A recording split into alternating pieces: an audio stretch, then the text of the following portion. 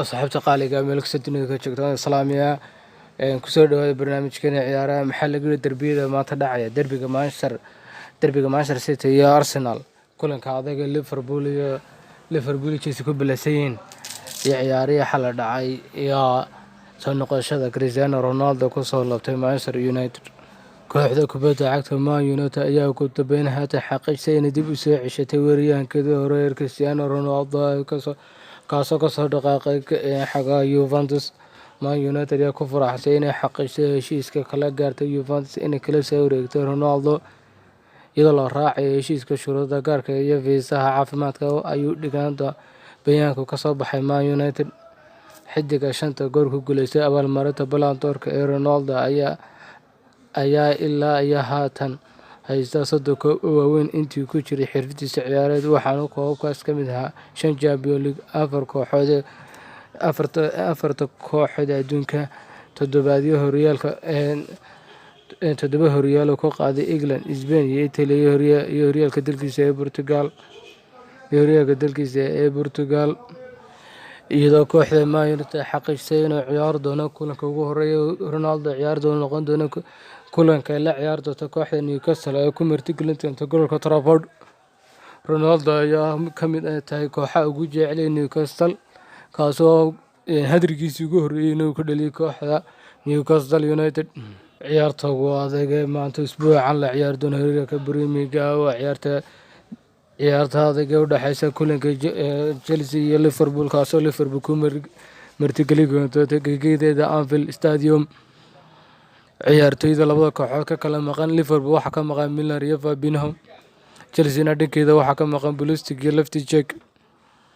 xaqiiqooyinka labada kooxood iyo rikoodhada labada kooxood ee Chelsea iyo Liverpool 2 mar oo kaliya ay guuldaro kala kulantay 13 ciyaareed ugu dambeeyay ee Chelsea kula kulantay gurigeeda 6 ay badiyeen 5 barbara ay galeen.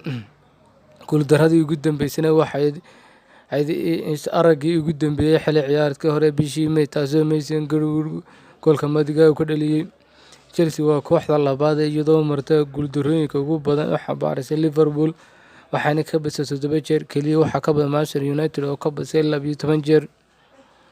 Liverpool 22 ciyaarood ee Chelsea ku qaabishay Anfield waxa dhinaceeda dhulka la dhigay isla markaana ay guuleysatay 17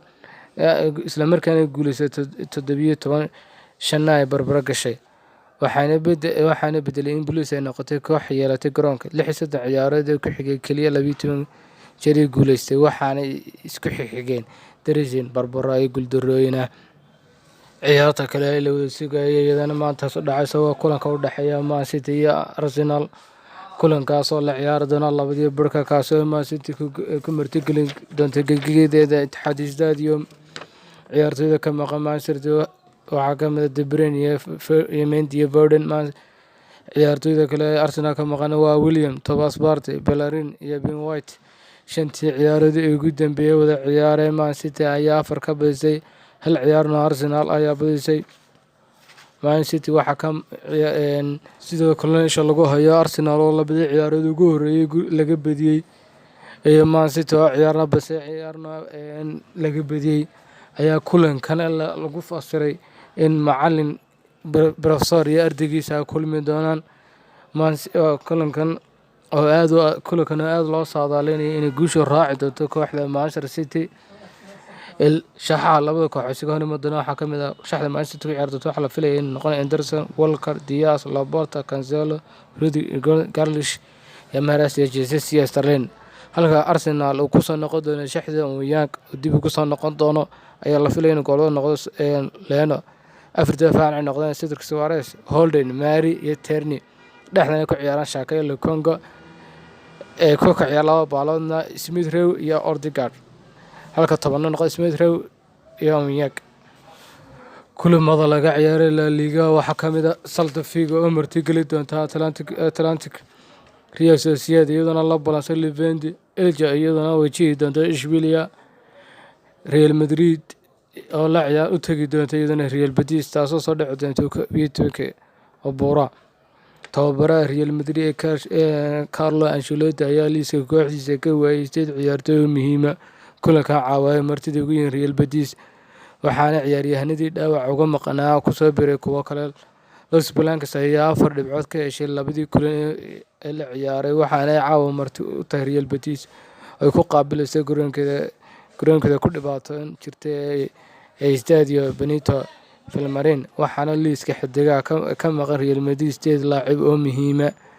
8 laacib oo ka mid ah Toni Kroos, Luka Modric, Dani Ceballos iyo Mendy iyo ciyaartoy kale muhiim ah ayaa ka maqan. Dhanka kale shantii ciyaarood ee ugu dambeeyay wada ciyaareen labada kooxood Real Madrid iyo Real Betis. Laba ciyaaro Real Betis ayaa badisay halna Real Madrid labana barbaro. Kaasina waa kulamadii ugu dambeeyay labada kooxood wada ciyaarayeen. Horyaalka Serie A ciyaaraha maanta la ciyaari doona waxaa ka mid ah Atalanta oo la ciyaari doonta Bologna, Lazio wajihi doonta Spezia, Fiorentina iyaduna la ciyaari doonta Torino, Juve iyaduna martigelin doonta Immobile. kulamadii xalay la ciyaaray horyaalada Yurub waxaa ka mid ah horyaalka La Liga waxaa wada ciyaaray Valencia 3-0 kaga badisay kooxda Alaves. horyaalka Serie A waxaa ciyaaray Udinese 3-0 kaga badisay kooxda Venezia. Hellas Verona ayaa 1-0 waxa kaga 3-1 kaga badisay kooxda Inter Milan. Kooxda Inter Milan oo cadeynaysa inay weli tahay tartamaha dhabta ee horyaalka Serie A ay difaacatay ay ka dhabtahay. horyaalka Bundesliga-na waxaa wada ciyaaray Dortmund 3-2 kaga badisay kooxda Hoffenheim kaasoo daqiiqadii 91aad oo goolka badis ka dhaliyay ciyaartoyga Haaland.